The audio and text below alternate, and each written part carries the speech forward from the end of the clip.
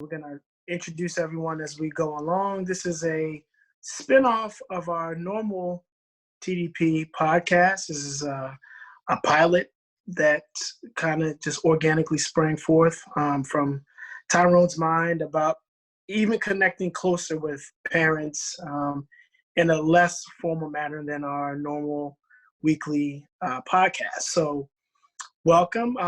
Let everyone introduce themselves, and then we're going to have a connection question real quick, and then Tyrone, we can get right into discussing life under Corona.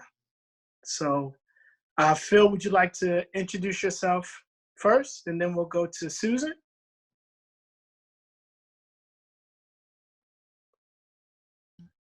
Sorry, I had to take myself off mute. I'm Phil Leaf. I'm a professor at Johns Hopkins in the School of Public Health and also a resident of Baltimore. All right, welcome, Phil, to our discussion. Susan? I'm a elementary school teacher in the Tyrone County Public Schools, and I had just heard about this and thought I could learn. Great. Miss Marlett?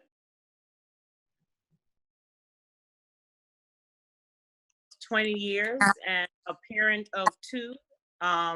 Also, I've homeschooled my children for about 3 years, so survived 1 week of quarantine with the children. Great. Ms. Kim? Kimberly, just a parent, home with my child, trying to make it through, and looking forward to finding out, learning some new things and maybe sharing some things. I'm Rebecca. I work with Teachers Democracy Project, and I am a struggling parent this week. So yeah, this is, we're all in this together. I think there's some advocacy work to be done here, but I also think there's just a lot of need for us to connect as parents, as teachers, about how to educate and support our children and ourselves at this pretty rough moment. I'm Tyrone Barnwell, and I am a parent organizer. Ms. Kim, I'll start with you. What have you been doing all week with your kids? I've been trying to keep my son on a schedule, so we don't get up as early as we normally would get up, but it's, it's homework in the morning, and then in the afternoon we play. He's tablet and computer and all that kind of stuff. So I've been trying to really stick to that, reading, stuff like that. So mornings work, afternoon fun. Tyrone? Yeah, so I've been trying to figure, a couple of things. Like we've been making a lot of progress with schools and connecting with other parent groups. So I don't know, it was like a momentum we had going on. So I've been just trying to think about ways to stay in contact with those parent groups and stuff, but then also figuring out how to, stay engaged with these parents and figuring out how to work with my kids at home. So I'm a single father, 2 teenage girls that are home in 2 different grades, and and what was provided for us from the work packets and by online is like a shit show to me. So I'm just trying to figure out I've been trying to figure out how to navigate through that and, figure out, what can we do with my frustrations and then their frustrations as well about it. It's not been the best week, but then it's kind of relaxing. So it's in between for now, but that's what I've been doing, trying to figure it out. I am a teacher, and what I'm trying to do is support some of my parents by updating. I have a blog, and I try to include some of the curriculum that I would be teaching right now if I was in the classroom, trying to give my students a way to interact with each other. I also have some parents who put together a Facebook page that give ideas for parents who are trying to homeschool and don't have any background on where to go and what resources. So I try to also throw in some ideas with that as well. So, and our administration has told us we are not like required to do anything at this point, that, you know, it's up to us, because we do have parents who, we've had parents approach us with, can we send more ideas? And so it's kind of different teacher by teacher. But I have a blog already set up, and so my kids know how to use it. And so it's just a great resource to kind of stay connected. Definitely going to need your expertise. Marlon as well. Marlon, the question goes to you. You already have some experience, not only in the classroom, but as a homeschool teacher yourself. Can be a totally different experience. What have you been doing with your children? Well, Anaya and Emmanuel both received packages from their schools. So assisting Naya in the process is what I've basically been doing, and just giving guidance. But being I'm a really big supporter of homeschooling. And so I think that those are the most important lessons anyway. And so everything for me is a learning experience. Teaching Anaya how to cook a meal ties in literature, history, culture, mathematics, measurement, and even just the understanding of trusting yourself when you're adding extra ingredients. Also teaching her about the lineage and the importance of cooking through those things, and just being able to take care of yourself, basically. And so I've been using this as an experience to love on my family, basically, without all the noise and the structures of what everyone says that we're supposed to be doing, or even what they say is going on out there. It's just really important for me to create that calm, vibrant space at home. And so that's really a big part of my philosophy. So waking up in the morning, the children and I do yoga together and deep breathing together, connecting our breath to what we're experiencing in our bodies, understanding what that means daily, learning from each other, being in close proximity, sharing those intricate times that we've really complained about for a long time, about work and balancing family and life. And now, you know, we really don't have to. And so it's just the whole experience of feeling comfortable being in the same space together again, vibrating off of each other, healing each other, and understanding that it's not that easy to go out there every day when you don't feel like it. So taking this opportunity, despite what is being said about what's going on out there, because no matter what's going on out there, what's always been important is what goes on in here, in my home, in our vibrations. So understanding that things are taking place, but really using this opportunity to love on my family.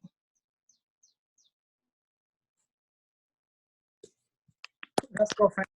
That is profound. Thank you for that. Just, wow, it was a lot. Really, really practical experience. It was a lot just even in the preparation of the meal. Thank you. Rebecca, and then we'll go to Kim and then Phil. What have you been doing all week, Rebecca?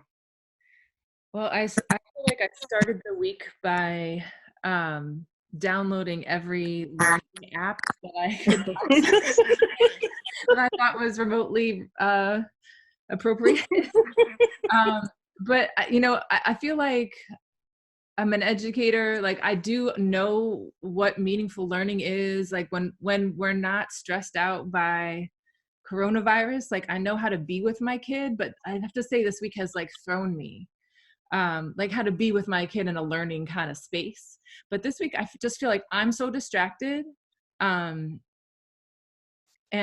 the things that I would normally go to, like a play date or things that, you know, to mix up how a day goes, just us all day long.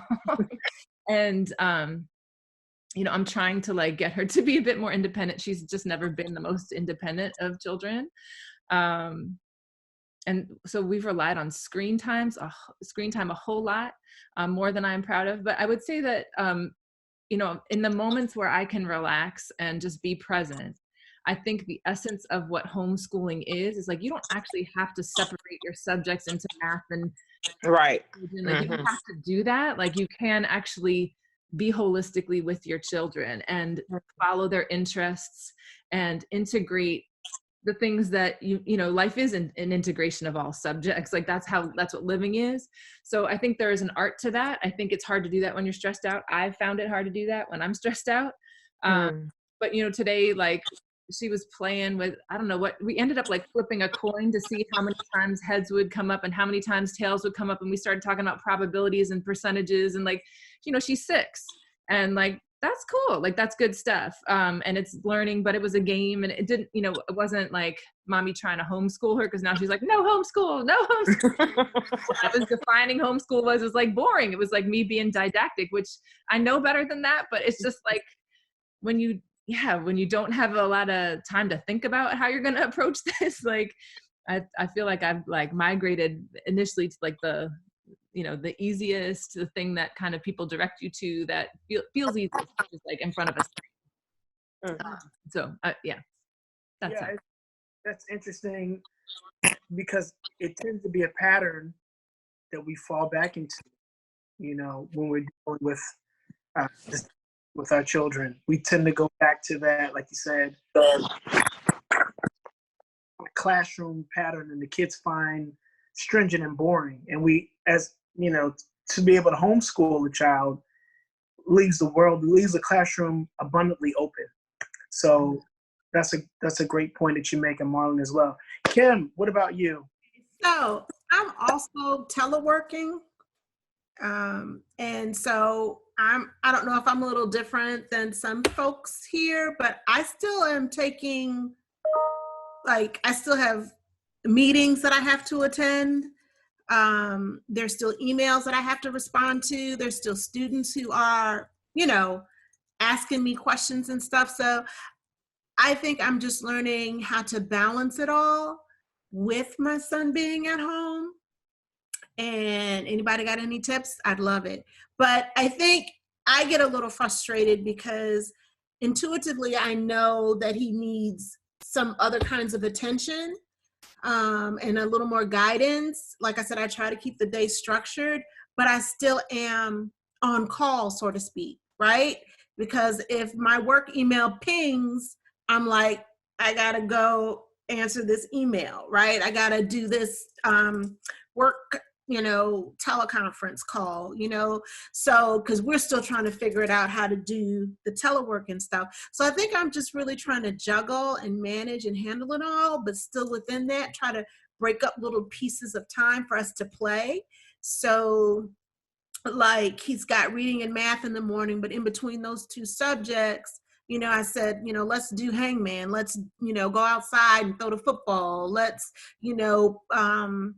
play backgammon, things like that in between everything to try to break up the monotony. But I don't know if that's right. I don't know if that's wrong. I'm just, I'm just trying to do everything. Plus, there's still laundry here,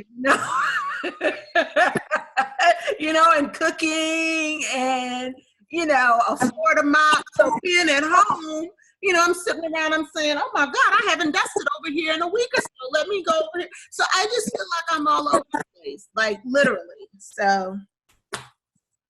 Right. Yeah, it is. What is happening has definitely offered us a different perspective on daily life. Phil, how about you, sir? How's homeschooling going? You're new to the group. I don't know if you have children that you would be homeschooling. So no children, but I've been trying to think about the other end. So the people I work with, how do we create our work environment so the schedule that they were at before, during the day, the children would be at school and that's when they could do work. Or now we shifted some of our meetings to like 9 o'clock because then their kids are in bed, other kind of things. And so we're just trying to figure out how we make the work experience less stressful for all the families that are now having to totally reorganize the way they were both working with their children, but also doing their work. Right. All right. Thank you. Yeah, that's. I hadn't even thought about that. So thank you for that perspective, Tyrone. We're going to start this question with you. What has been provided to your children from the district, from Baltimore City Public Schools? What did you? A 200 and some page packet that ranged from elementary school math up to work that they've never done. We've literally sat and seen 2-digit addition. And like I said, and then work that we've never done. I have an 8th grader and a 7th grader. And the most of the work is stuff that they've, that's the most of it too. Like either stuff that they've not done or stuff that is just like, are you serious? Like spelling words like can, be, read, like stuff like that. Like just clearly you could tell it was stuff that was just thrown together. They just took some of the pages are even discolored because they're old. So just like stuff just, put together for them. The only thing that was a little bit helpful was what they got online from like Edmodo and, what they provide through the school. That has been a little helpful. But the issue of that is the way that the teachers had the work set up now, they literally want like my daughter, in order for my daughter to be successful, complete the work, she would have to do at minimum 12 hours of schoolwork a day with the amount of work that one teacher, one subject has gave her online. So there's no directions, there's no clear directions, and this is what like this part A, or like anything saying that this needs to be done now. It's like everything, it seems like the way the instructions is this is your packet for this week, and it all needs to be done and turned in by Tuesday. And like I say, like it's a ton of work. That's absolutely crazy. And when I think of homeschooling, and just like Kim and other people, like I do still have stuff that I had to do at home, right? While I'm at home, I'm running a campaign, which comes second to my kids and anything else, and third to work. So but these are just other things that I have going on also. So it's like I was never in the mind frame of thinking like I had to sit with them like 6.5 to 8 hours a day, to go through work and do work with them. And then thinking like, because I do know Marlon, and everybody on here, talking to her before was like, you want to incorporate some things that they like and, what they want to do. But it's like, well, how the hell do I do that with all of the work that's here and that need to be turned in? What I mean? Like, there's no way to do that. So honestly, I got super frustrated and was like, play the PlayStation. Let's play Fortnite, okay? Let's play the game and do something like that together, and we'll get back to this because it's crazy. But yeah, anyway, I went on, but that's what we were provided with, and it's not helpful. So I definitely need to know, like, from Marlon, from Miss Sarah, and other folks, like, while I heard Marlon, what she said, kind of incorporate everything, but like, how do I judge and decide on how many hours in a day do I spend on this? And what I'm saying? Like, how do I organize it and set up a workday so that they're able to still completely, be in tune and that, but then also I don't want them to be overwhelmed, at home either, and just like, what I mean? So yeah. In terms of the work that was given out by the schools, my son is both of them are in Baltimore City schools. So I took into consideration that no one was completely prepared for the ramifications of what the coronavirus has given us. As a society, this was a surprise, right? We're surprised. Baltimore City is surprised. New York is surprised. Every nation is surprised at this point. And so what they did was cram what they could get together to give to our children. We have to save ourselves by creating a schedule for ourselves that work with us and our children. It doesn't mean they're right there. We have children at different levels, but you have to know what that schedule is. Although I'm an educator for 20 years, I also have a rebellious spirit. There's no way I'm gonna force my 12th grader or 11th grader, 9th grader to spell tan or B or bat. If the work is below grade level, you will have to understand that my children did what they could do, because what the schools have done is told the kids they were going to be out for 2 weeks. Some are out for a month, but yet you crammed about 8 weeks worth of work on them, because systematically, the truth is we might be closed for that long. And so with that understanding, you guys all have to keep your own sanity in this, right? We know what feels right. Look at the work that they have to do and daily figure out what's best for them to do and break it up. Yes, someone's son might need to go throw a football. Yes, the girls might need to play Fortnite. Yes, I may have to sit here through a 2-hour game of Monopoly that I'm just dying to be out of. But you know what? We're going to make it work, because as families, we've always been making it work, right? Don't let this be stressful on you. Take the panic out of this.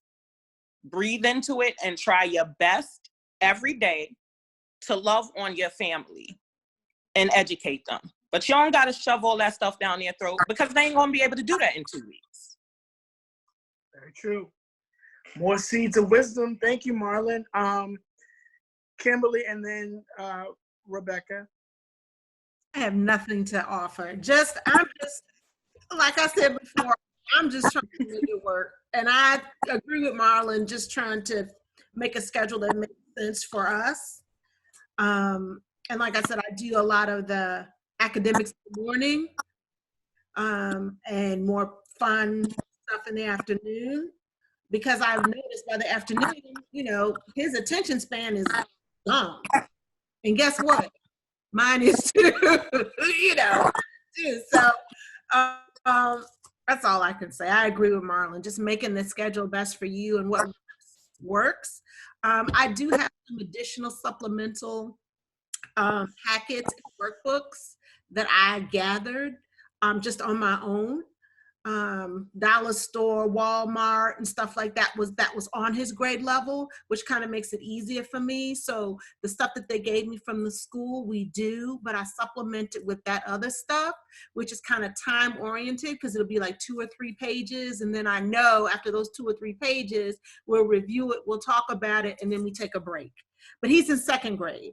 And so he needs a little more breaks in between all of the little lessons than maybe someone who's a little older. So that's just kind of how I do it.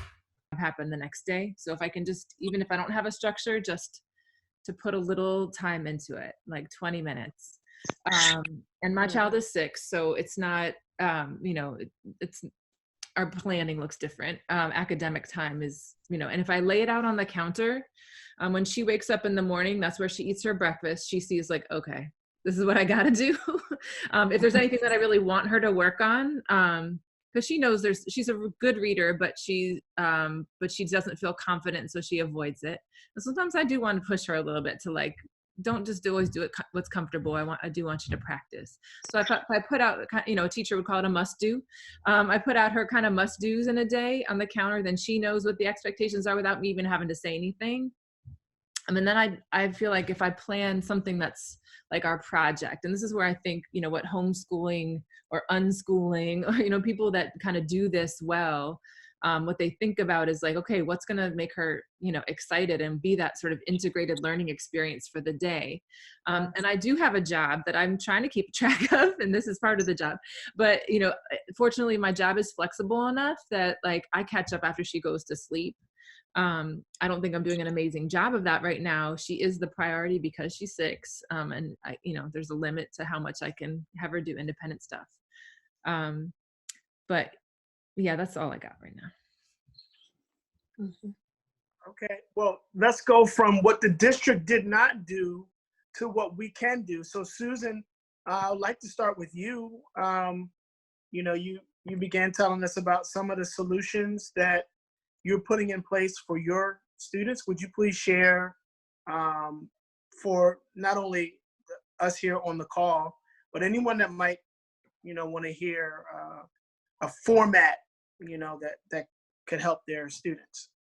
I think there really needs to be a balance in the day. There needs to be some type of a schedule. I love Rebecca's idea that you have the must-dos. You kind of set up the expectations so that your child will be ready to learn for the day. But again, I think it needs to be a balance. It can't be all like the worksheets, Tyrone, that were sent home with your children. It needs to kind of be balanced with where their level of learning is. And I think going back to what are their interests, this is a time that I think that you can really build on projects, depending on the grade level of the child.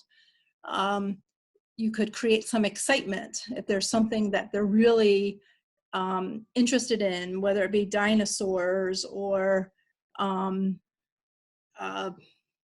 maybe force and motion, or you can do fun, simple experiments at home to kind of like tie it all together.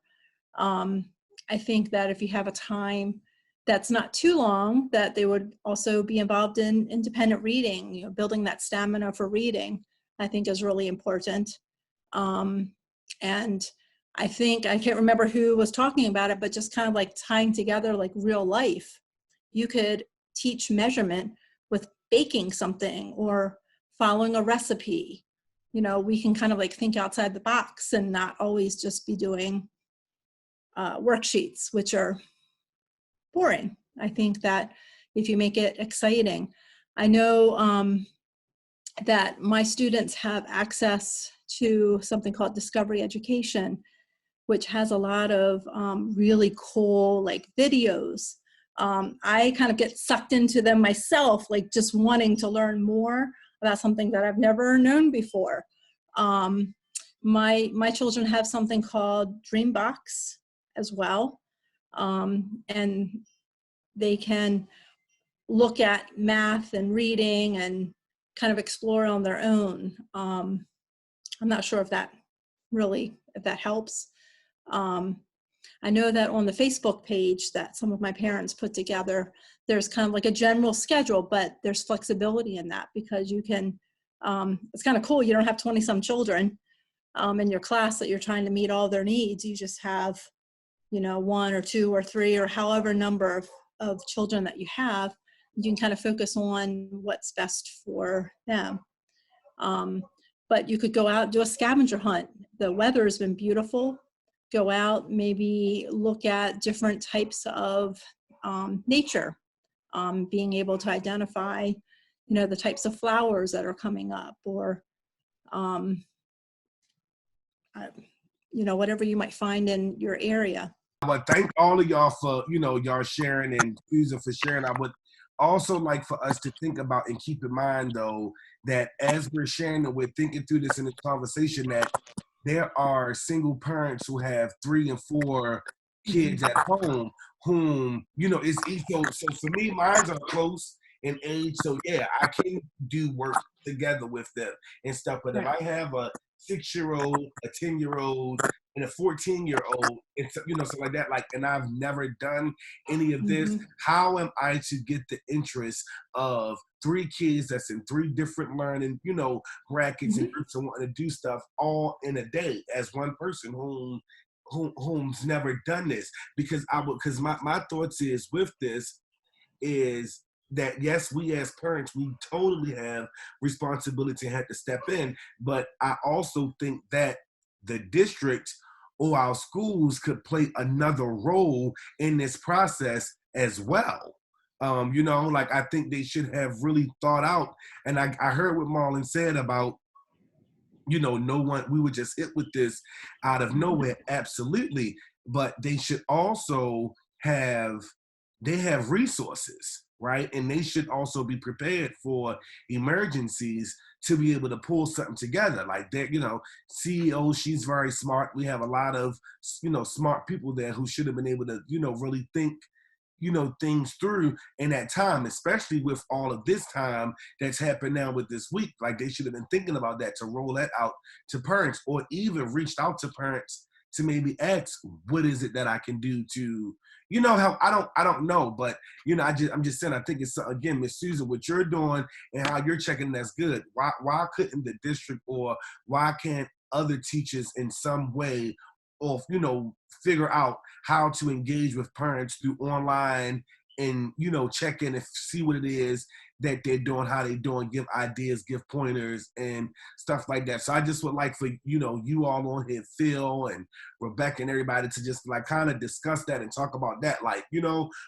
what else is it? I get it for me, but what else as a whole? And again, thinking about other people who are in this position who don't have resources. There are a lot of people out here who don't know how to cook their damn self, so they can't teach through measurements. No, for real. A lot of African Americans don't even cook by using proper measurements.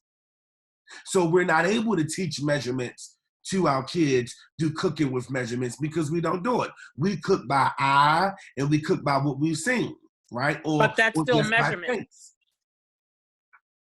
So how do we?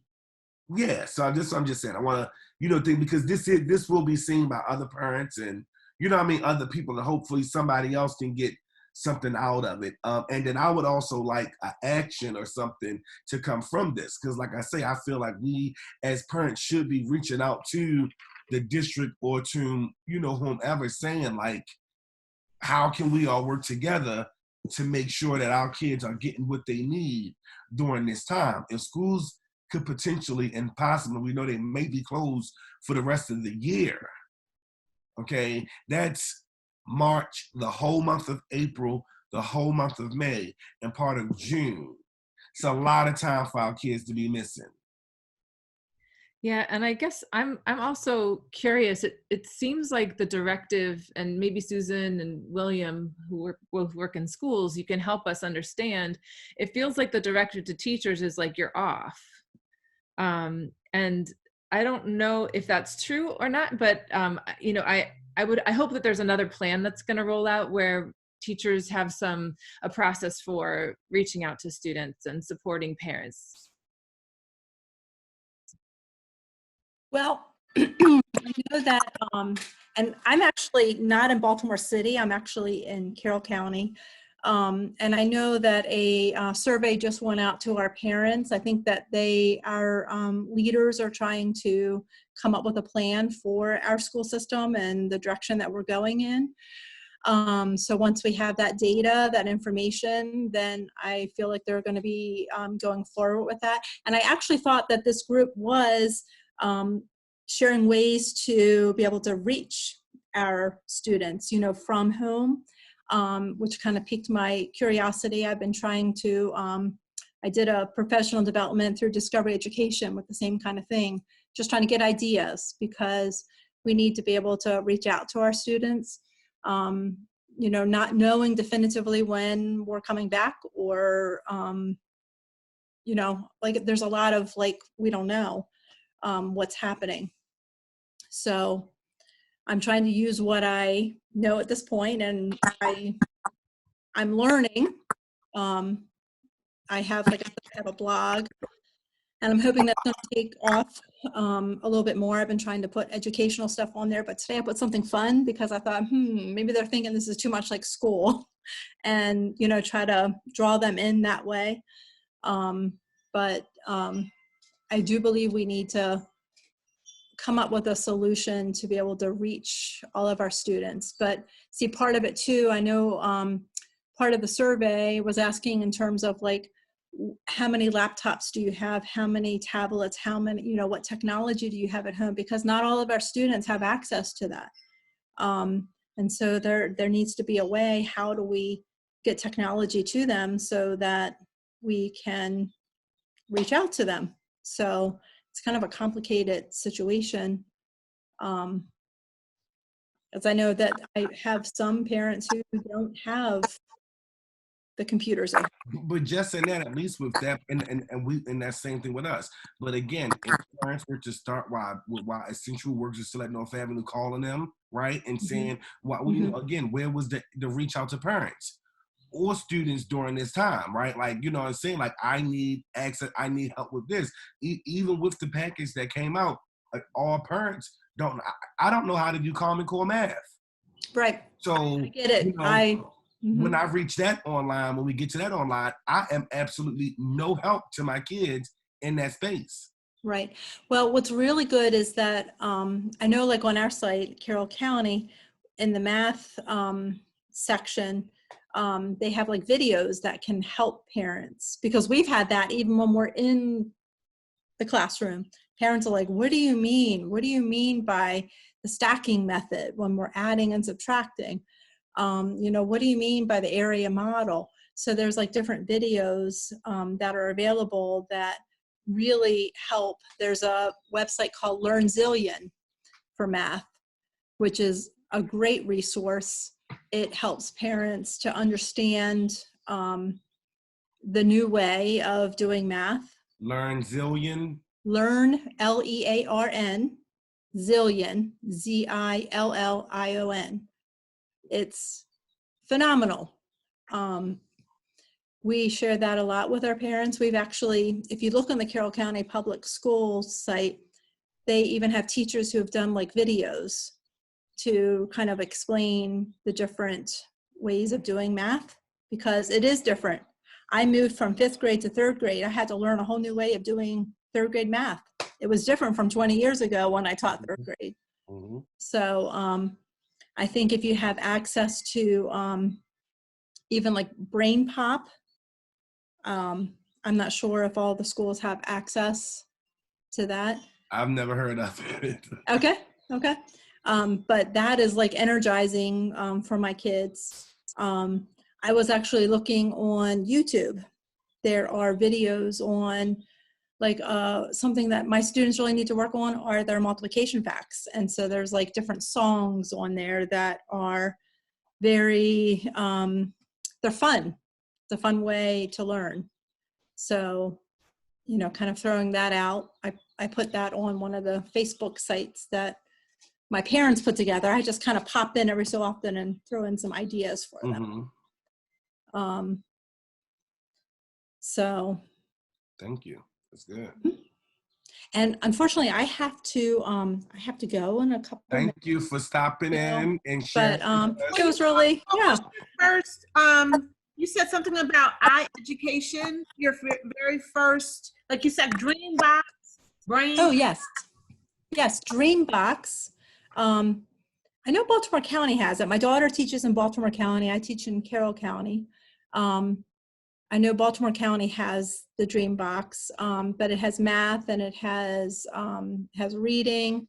I know when I'm in the schools, like we could only afford to have so many students be able to use it, so we use it as an intervention.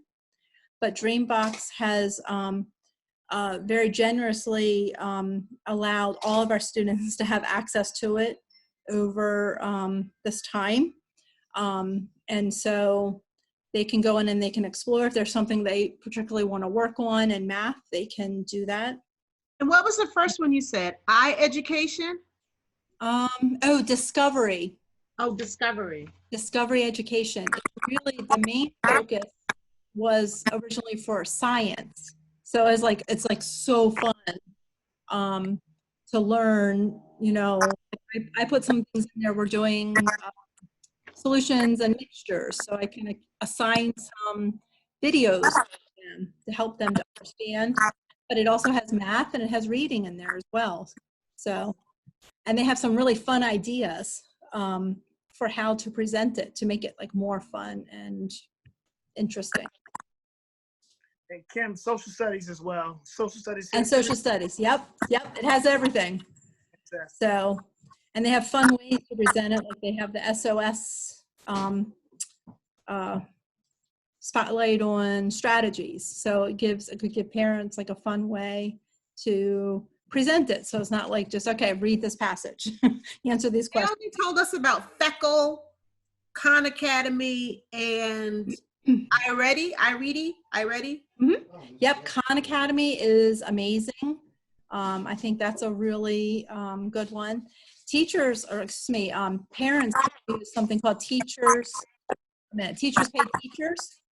There are like free resources on there to teach different material at all different grade levels. I use that a lot, and much of it is fun. Excuse me, it's free. Excuse me. Sorry, there's things going on in the background. But that I use like all the time. So I'm trying Thank to you so much. there's like so many other teacher resources. I'm trying. Well, if you think of more, as we said, we will post this. This is going to get posted on our Facebook and our YouTube channel and stuff. So if you think of more, maybe you can just come and comment under it, and like put any other, other resources or other places where parents or whomever can check out at to see, and just post it under there. Sure. I know you said you got the email from someone else, Yes. but you can find us on Facebook at TDP. TDP Baltimore, Okay.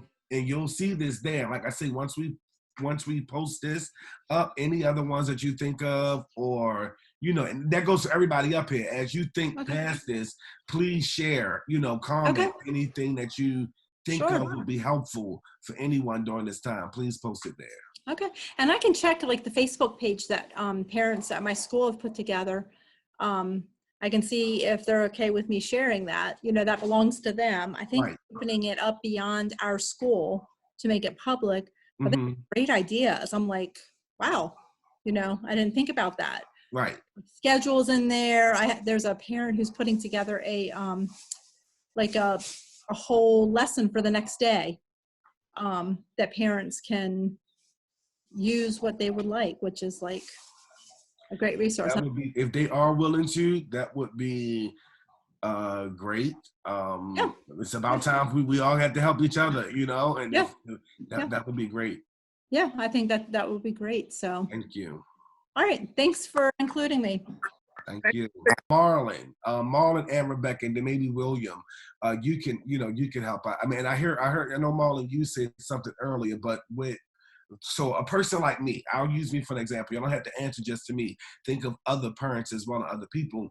I actually work better if I have a set schedule, right? And a set thing saying that. So if y'all could tell other parents or, tell people at home, like, like this is how you should set it up. I know Kim said she do the kind of, we said the educational stuff more so in the morning and the fun stuff in the evening. So what would y'all suggest and recommend as far as time frame? I'm all for reading and I have my kids read, but what's too much, what's too less? What you say 8 to 9 is math, 8 to 8:30, like give like try to give some examples and time so people to say spend 30 minutes on math. Y'all get what I'm saying, right? Like, so now y'all chime in and I'm going to shut up. And I got to go to another meeting. This is great, and I want it when you post it or put on your emails so I can let other people know about this. I thought this was really helpful, particularly for a huge number of parents who are going to have to be doing some training. Hearing from some of you that have been doing it for a while, I think it's going to be really helpful for a lot of the parents in Baltimore City. So thank you very much for doing this. Phil, thanks for joining us. Okay. Marlon, Rebecca. Okay, so in terms of setting up a schedule, it's dependent on, I would say, like the vibration of the children, right? Because some kids are morning people, right? Some aren't, right? So I know with Anaya, when she first wake up, she doesn't like mornings. So that's why I do like yoga and stuff to ground you before I go into anything about writing and focus. For us, yoga is about 40 minutes, right? And I would say to give each subject about 45 minutes. But then also with that understanding that the attention span of children today is different than our attention span was, because we didn't have a lot of like that much media access that they have. But definitely I would say 45 minutes for each subject. And with the understanding that even that might be a lot.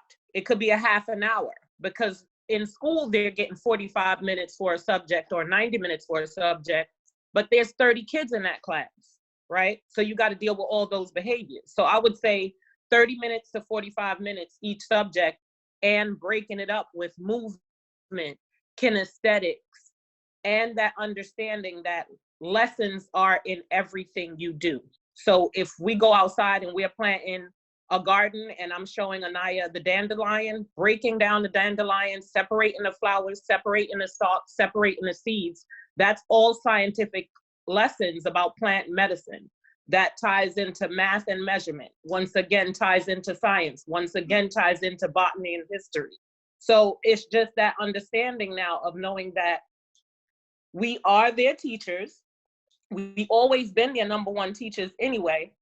And now they're here under our roofs and we got to flow with it. So, you know, on Monday, 45 minutes of math may work on Monday, and that's okay, but it may not hit on Friday, and that's okay too.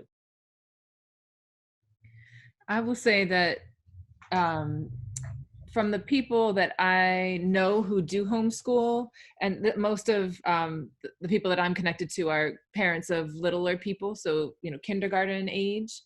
They don't spend more than an hour on sort of the hard academic subjects. So, you know, you're not going to do more than half an hour on language skills, reading, writing. You're not going to do more than a half an hour on, you know, math, and then the, you know, science and social studies and that stuff really is, you can integrate that into life. So that's where, like, I'm going to come up with a project where we're going to get to explore a whole bunch of things, but we're just going to spend, you know, even if it's 15 minutes, if I could get her to read for 15 minutes to me, write for 15 minutes, do a math game for, I mean, she could do a math game for a while because she loves math. So it could be a half an hour on math. Like, that would be easy for her. Like, she could totally do it. She would complain a little bit about the reading and the writing. So if we had a structure, I'm not saying that we do have a structure like that, but if we did, I think that's probably appropriate for that kind of age group. At least that's what I know homeschoolers that I know of that do, that's what they do. And then I think, you know, getting outdoors, every day we've been going outside. I think there's some misinformation about coronavirus. Like, some people are ignoring the advice on coronavirus, but some people are just staying inside and not going out. Like, you can go outside. Coronavirus does not stay on soft materials, so it's not going to stick on your clothes. It stays on hard surfaces, which is why you have to, if you touch things, you have to wash your hands.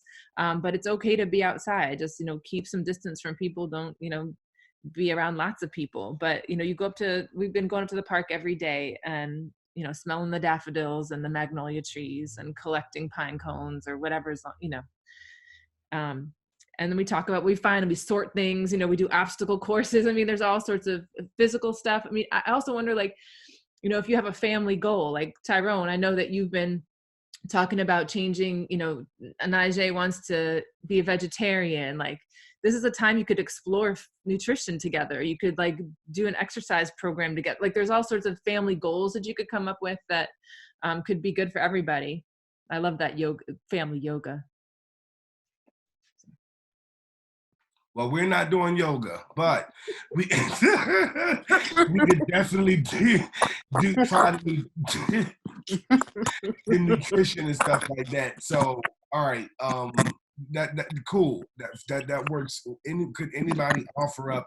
Okay, so again, thinking about those, and I hear you, Rebecca. I know some people are just, you know, afraid to go outside, right, and engage in the outside elements at all with what's going on.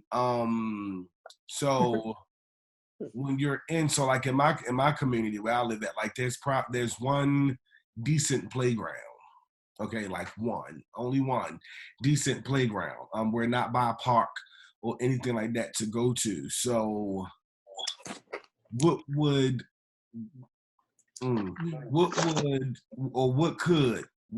parents who are in-house do to be creative? I guess, like, I'm looking, I know, like Rebecca, I know you do arts and crafts stuff, right? And I'm talking about little kids, I know you do that stuff. So I'm just thinking, like, I would like for us to just, like, put some of that stuff out there, you know what I'm saying, too. for people to know, you know what I mean? Like, that's cool to do. Think of stuff like that to do. I'm not going to take my kids to a playground. They don't interest them anymore, right? Like, it's boring for them. They would rather play on the PlayStation. That's more entertaining to them, and especially if I joint with them. So yeah, no playground for them. But yeah, just in-house stuff that people could do. Like I would suggest like Monopoly. I know Marlon doesn't like it with just her daughter, but we could always get back to board games, and stuff like that. You know what I mean? Reading together. This is I didn't mention this earlier, but we have started a book club. And we're all reading the same book. And we're going to come back after a few days and discuss and talk. So that may be something that, parents, other folks out there can do. They have very cheap books on Amazon. Watching the fun, baby? Huh? I think that was background noise. Okay. I was just going to say audiobooks. The Enoch Pratt Library you can download free audiobooks. I have it on my phone.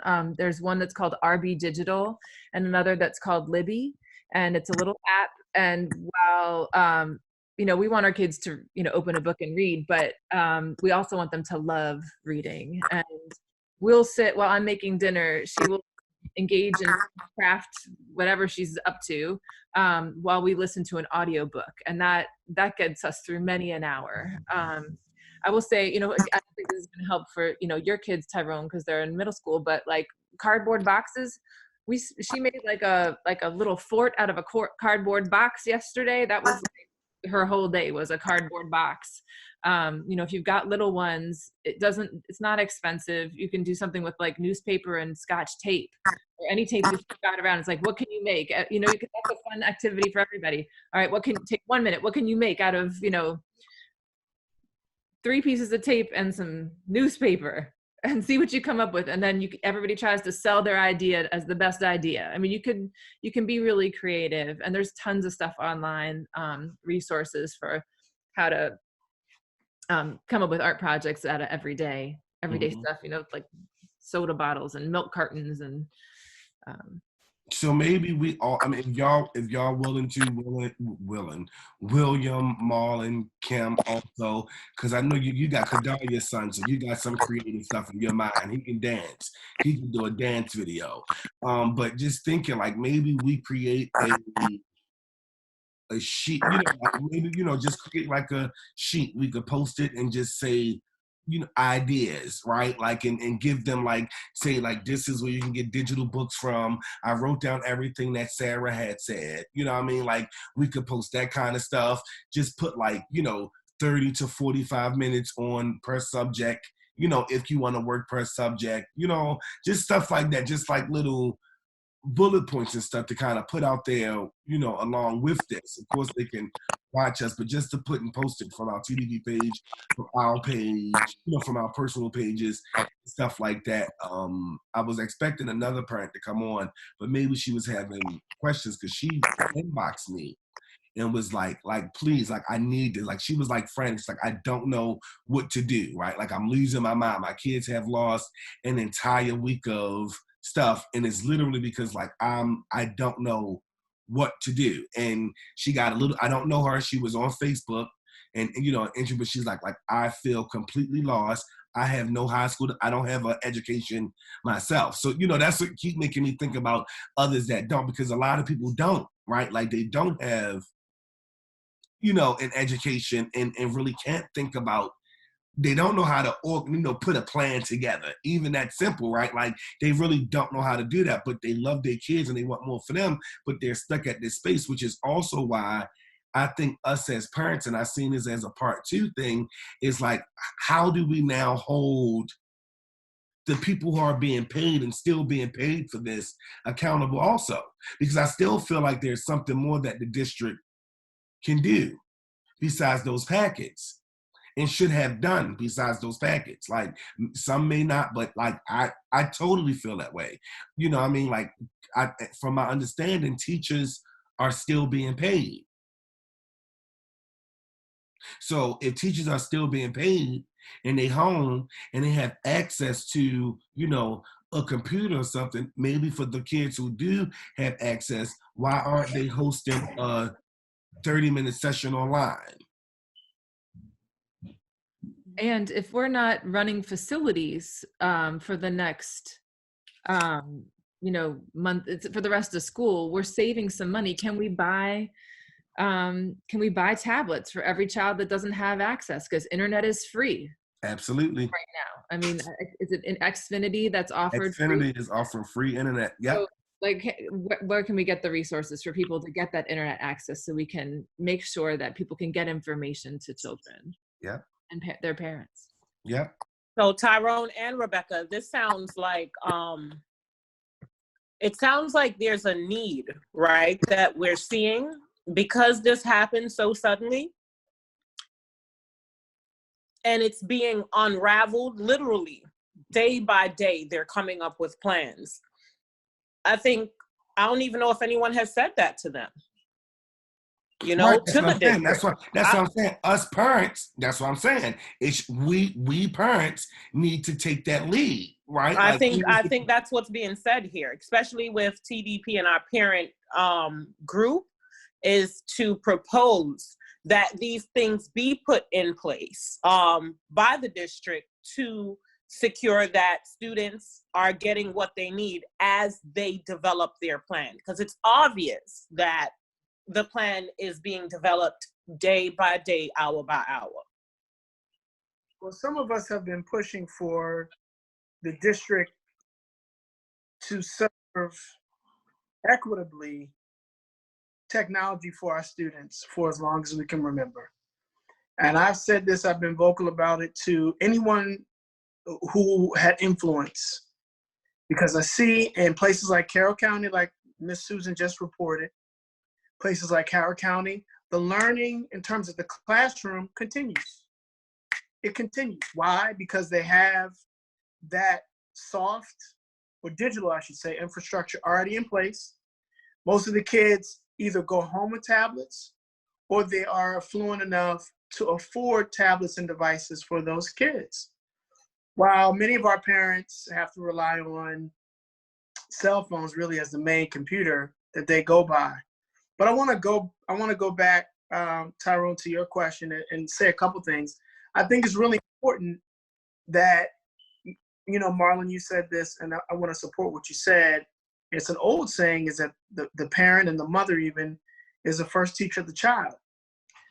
And when our kids are little, and you know, when they're infants, we already begin before they're born, and we know we're going to have a child. We begin to formulate how our life has to now revolve around them instead of them revolving around us, right? We always hear these things like, oh, the child is the boss in the house.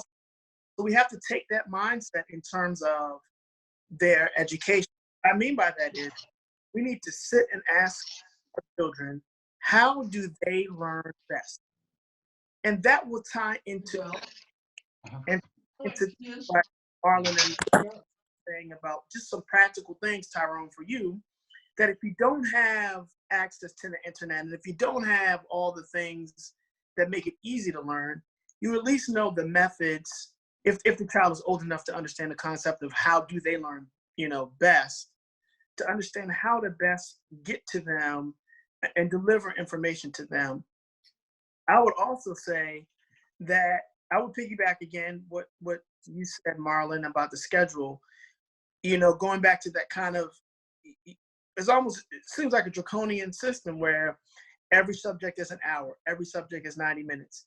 That's not going to be realistic in your home setting for most kids and for most parents to either sit there and monitor that or go and do something else and have the kid not be distracted. So in those questions, when you're asking your child how they learn, apart from what you observe as a parent, you know, that's when you tailor each, if you're going to break it down into subjects, that's when you tailor those time frames. Okay, we're going to do 30 minutes, but we're going to have, we're going to do 15 minutes. And we're going to take a break, a brain break. And a brain break, Tyrone, for people that don't have playgrounds, is get up, move around, put some music on. You know the kids love music. Just put some music on and let them get their music in. And then, but you have a discussion like, this is what we're going to do. This is how we're going to progress through our day. Then for kids that can't go to the park, and that's a lot of the kids in the city because of what they've done to the playgrounds, because of what they've done to the playgrounds and all of that. Not to mention, you can do a PT exercise. It doesn't have to be yoga. It could be, all right, we're going to do a 20 sit-up challenge, a 20 push challenge. We're going to do, there's many simple exercises that you get them moving, like Marlon said. And, you're bonding with your kids when you do it with them. You're building their physical strength. You're building their mental acuity. All of these things, are part of that learning. And this is really, I know it's daunting because many of us have never done it. But when I was homeschooling my son, it's really actually exciting for how you're going to be able to open up your child to all of the things that the world has to offer in terms of learning, because you're allowing them, as a lot of you all have said, you're allowing them to choose their interests. Marlon, for example, with your cooking example, you're giving them insight to the food. Tyrone with the book club, man, that's beautiful. You have your perspective of what you're reading, another thing that we don't do enough in the city, I believe, is train kids how to have discussions, how to have an argument and a viewpoint, and back up their argument and viewpoint with facts. That's something that's very important as well. That's an ongoing thing. And I tell parents all the time, your child is very capable of discussing because they argue back and forth all the time. So if you start showing them, here are some facts to bolster the argument, that's another realm of discussion. You can teach kids etiquette. There's a whole bunch of things that we can teach them without the computer, Tyrone, because that is a concern.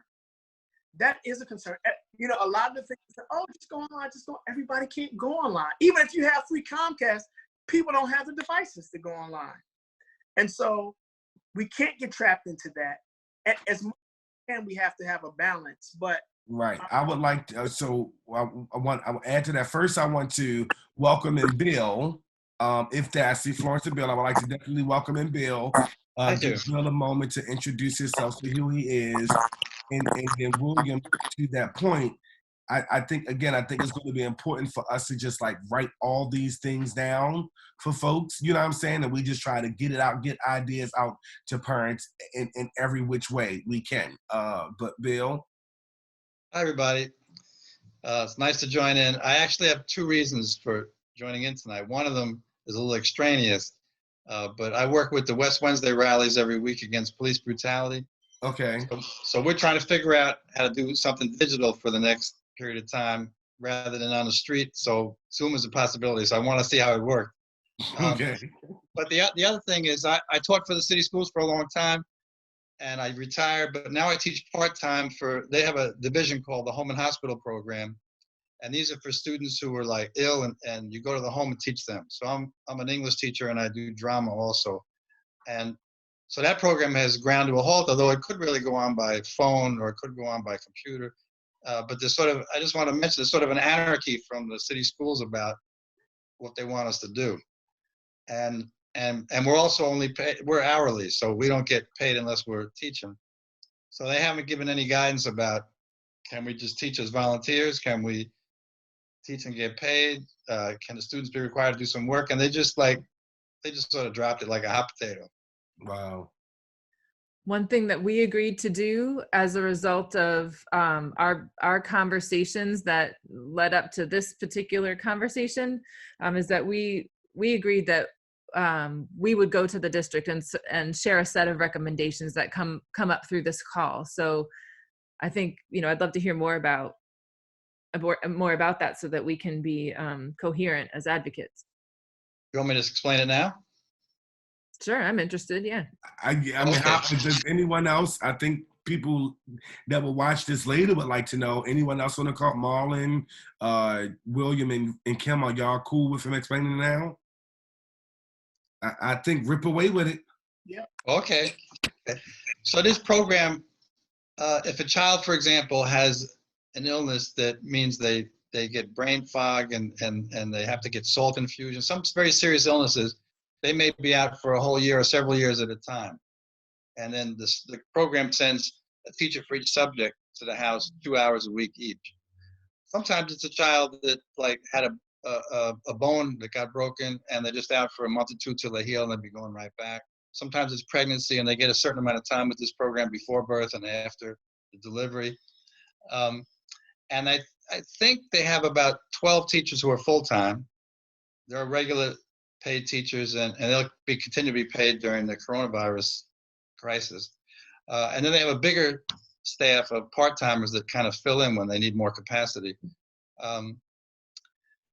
So I could easily be teaching my students, right now, so they wouldn't be getting behind.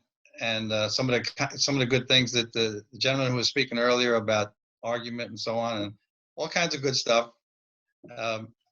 But at the moment, it's just not going on. I think some teachers are doing it anyway, just independently, who are with this program.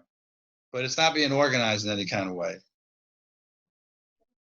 Yeah. So I don't know if anyone have a question about it. What's the name of the program? Yeah. It's the Baltimore City Schools Home and Hospital Program. Yeah.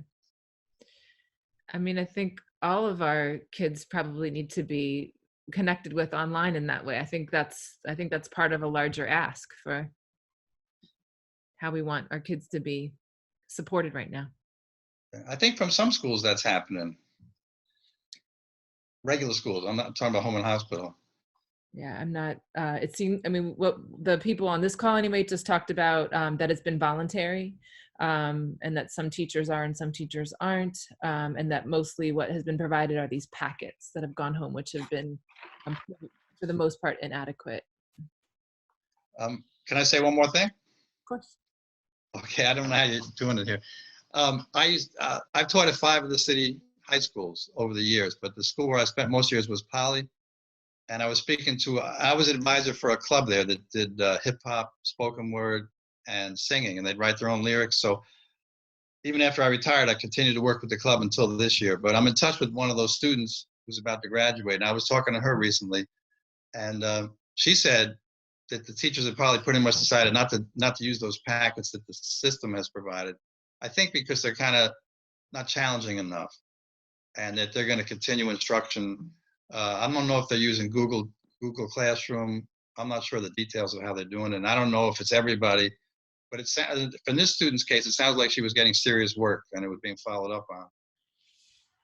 Yes, my son is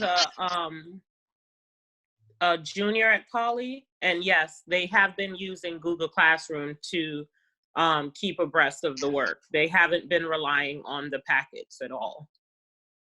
And I guess the Google Classroom gives the teacher direct access to the student and likewise. So they're able to just shoot whatever information and continue that way. Right. Is that for all your child's subjects? Yes, for all of them. Oh, very good.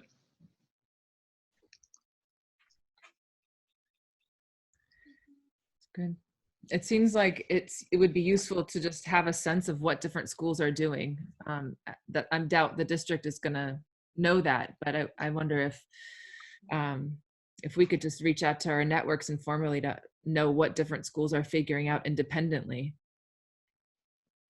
Because it doesn't sound like the district response has been, if that's the only thing that's happening, it's not enough. Quite true. Okay. Well, should we wrap it up? Yeah, I think we're way past time now that I look at the time.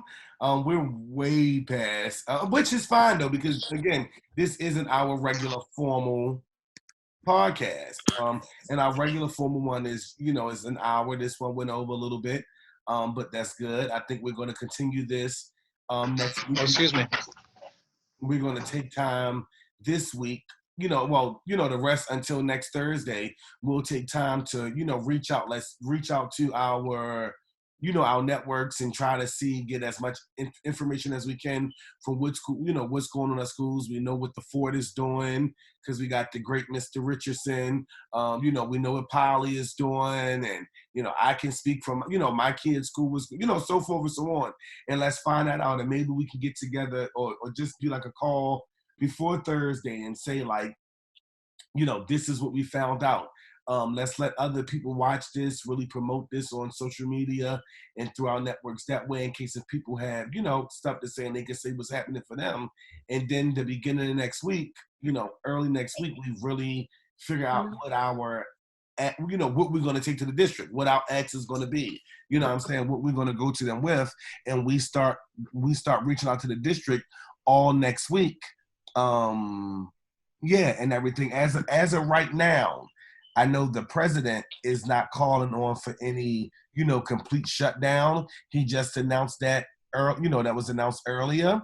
So it doesn't look like from his end there's going to be any complete, shutdown or nothing. So we will, still may have essential workers at the district and stuff like that. So yeah, let's figure out exactly what our ask is going to be from parents and reach out to folks. Let's work on that and then come back next Thursday, and see what we've got. Well, do you think next Thursday may be a little too late? I agree. That's what they said. I think it should be before then, but okay. But I guess in terms of giving us a little bit of time to, like I say, reach out. I think we'll check in before Thursday on, like I said, let's reach out to folks, see what we can find out what's going on. Maybe Monday, before we do our regular, we have a parent group meeting on Monday. So right. Monday we can use part of that time, to talk about exactly what our X is going to be for the district. And we'll take, Tuesday and Wednesday to reach out to them, and then come back. Okay, only reason why I was saying that is because it just seems like the district is slow with some stuff. And what's happening now, we can't be slow. It can't be slow. I get you. So they were fast on putting together these trashy ass packets. Well, my school isn't using the packet either. We got a different packet. I wanted to, my daughter asked her, I wanted to see, what it was, because I was, like I said, I was disappointed by how much work came through. Yeah. From their one teacher. This is one teacher. I'll show y'all. It's one teacher online that sent so many damn assignments that had said need to be done in a week. 1 week. And that is impossible. Right. So I'm like, let's see what. Yeah. Sounds like how I used to be.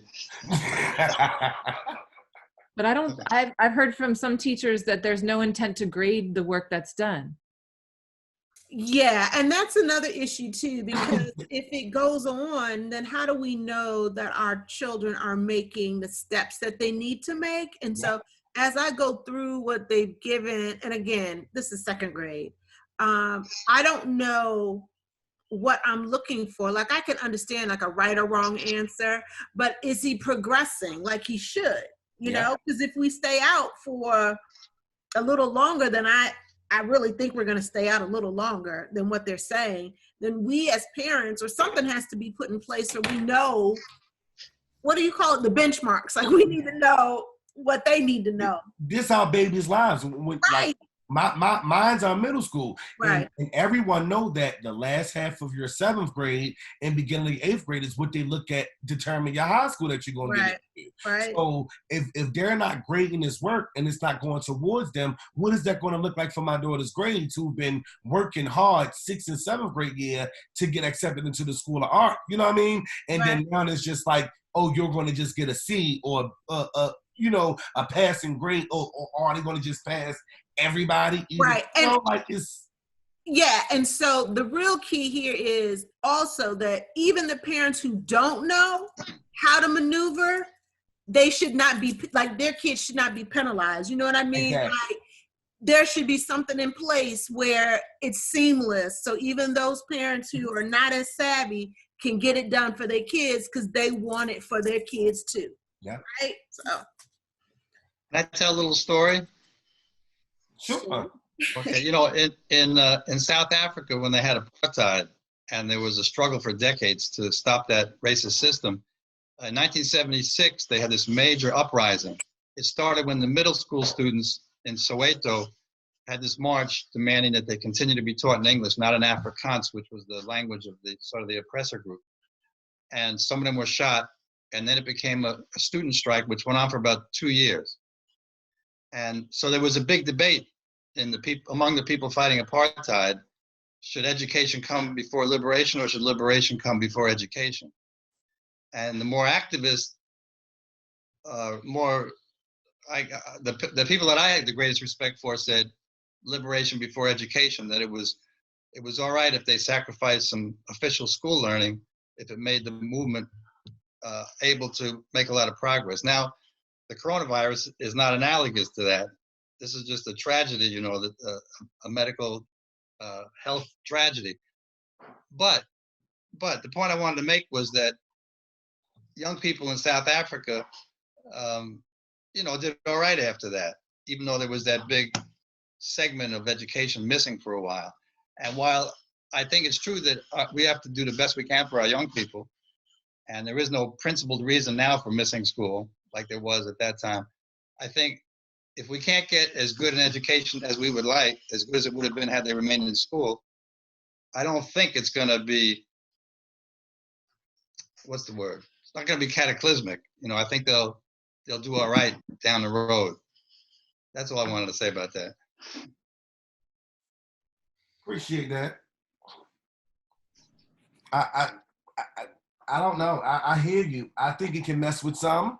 You know, some I think will still do all right, but I think some are far behind and have not gotten enough of, you know, of what they needed already. Like we had to like, and I'm not familiar with what African classrooms and how things look. I don't know if they were, you know, the greatest either, but you know, I know what we're dealing with here, and 30 kids in the classroom, and you know, kids aren't getting the attention that they need already. So, you know, to miss a lot of, you know, instructional time and classroom time, I don't know if it's going to be, you know, just good for them. And again, you do have kids who've been fighting really, really hard to maintain a certain grade point average and stuff to be able to allow them to get into a certain school and stuff. And how is this going to affect that? You know, if things aren't getting graded and stuff like that, like how is this going to, you know, affect that? So I think it's a lot. Yeah, they may be all right, but I still think there are, you know, a couple of things that can, you know, that we need answers to now, right? Like we need to know what's going, you know, yeah, like what's going on now? Is there some type of system or some type of homework, report card or something the district should come up with for parents to be able to check in with, you know, some type of staff and show where they're at, what we're doing, you know what I mean, to determine what grade they get, or, you know what I mean, or something like that. It's because it's to me, the way that the packet is, it's like they're using us as substitute teachers at home. And I know when I was in school and our substitute teacher never graded us. We just either kept the same grade we had, or we all pretty much got an average grade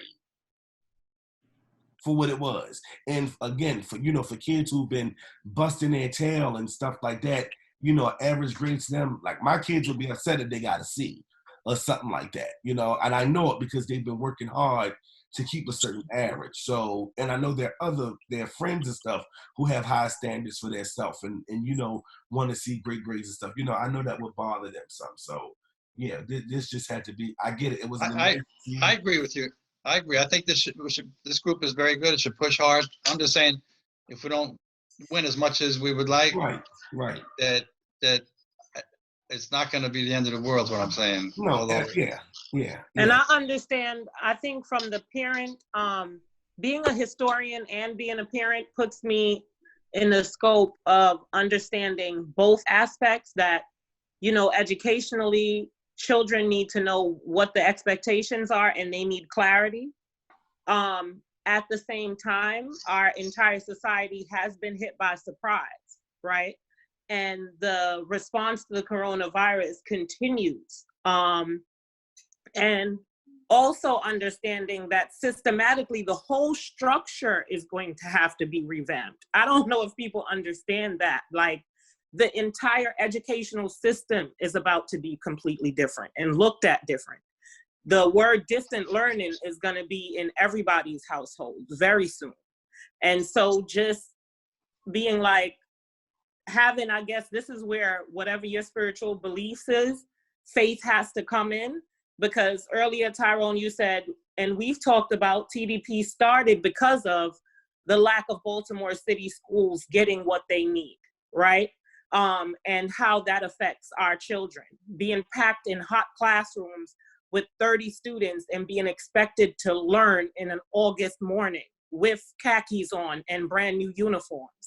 So, you know, systematically, maybe it's not that bad of a thing that we're home with our children, because the crazy part of this is some people are just learning who their children are at this phase in their lives, because we've been so busy, you know, dropping them off here, running here, doing what we have to do, that we haven't even really had the time to spend that kind of time with our families.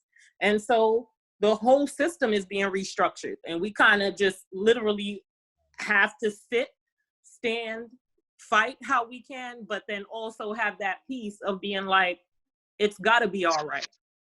It better be all right. It's gonna be okay. I agree with you. I absolutely agree with what you're saying, but I don't want that to be a crutch for Baltimore City schools in terms of the coronavirus, because I know there's a lot of things that's going on. I agree with you.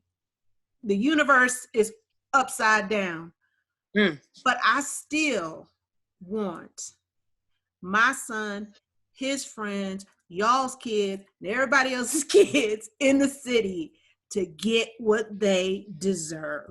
Corona or not corona, right? So that, I think that's one reason why I said, you know, let's not wait to take it to North Avenue. Yeah.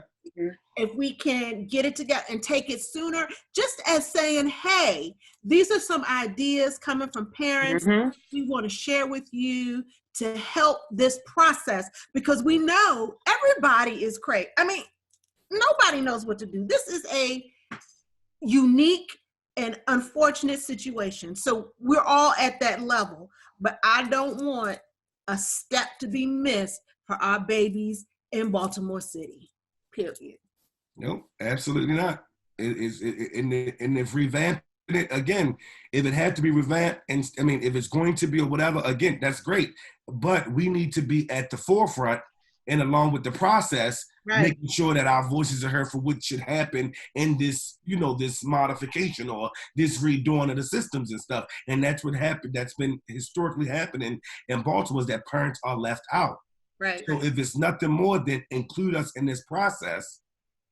Include us in this process. If anybody want to go, they can go. Like that's one thing. Nobody is like held here hostage, but we can just say bye and wrap it up. William, do you want to do a question? Question, but that's ultimately, again, this parent conversations and stuff and going, like that's why this one isn't the formal, podcast that's like to the point, because if it go a little shorter, that's fine. If it go over and people are still here and want to talk, that'll be fine too. But you're always welcome to go and leave when you're ready. But William, was there a closing question that you had for this one? No. Oh, sorry. No, I wasn't. I didn't have anything. I think that I agree with the action steps of kind of formalizing our notes with, what all of our participants have offered. I think that's important. And I don't know how soon that's probably an offline conversation for us to get a letter or some kind of communication to the district about what they're doing and not doing. I think that makes good sense. But no, I mean, I don't have anything else to add. I just want to agree with Kimberly. I don't know if it was you. Someone spoke about the importance of class size. Maybe it was you, Tyrone. But I could say as a teacher, that's really a big deal. I taught English, and if you've got 35 students and you want to read all their work and give them some feedback about what they've done well and how they need to improve their writing, it's prohibitive. If research papers come in and you spend 15 minutes grading each and you've got like 120 students, you're talking about like almost 40 hours of time on top of a 60-hour week. So smaller classes are really a big help for students' education. And there's a dimension of racism involved too, because if you look around the United States, the school districts that have high percentages of African American or Latino families and students, class sizes tend to be larger. Yeah. And it's sort of a slap in the face of all those students. So this is kind of tangential to the discussion here, but I just wanted to agree with the points that were made about class size. Got you. Appreciate that. Well, bye, everyone. Bye. Bye. Bye. All right, thanks for letting me join in. Anytime. Bye, everyone. You're welcome. Bye-bye, everyone. Take care. All right, bye-bye.